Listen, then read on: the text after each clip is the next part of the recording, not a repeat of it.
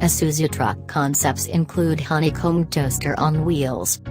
Isuzu took to its hometown auto show to highlight its work in developing next-generation transport trucks, showing 8 vehicles and 4 powertrain systems at the 45th Tokyo Motor Show.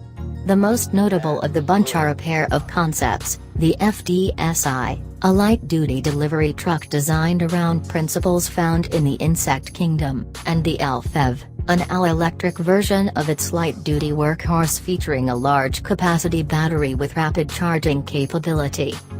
From a design perspective, the FDSI will get all the attention, much of it probably of the bemused sort. In truth, it looks like a futuristic toaster on wheels, a rolling box structure fitted with honeycomb patterns on the side panels and a glass cab windshield that seems borrowed from a heavy-duty construction crane. It turns out the honeycomb motif is no mere design whim. Isuzu says its designers focused on the group intelligence of insects and tried to apply that principle to the delivery vehicle. So the honeycombed exterior is replicated in the cargo space as hexagonal tube-shaped boxes, which the automaker says is a good compromise between strength and storage space. Inside the cab, the driver controls and seat have all been centralized, with the steering wheel retractable, to encourage smoother operability and more comfortable living space for the driver.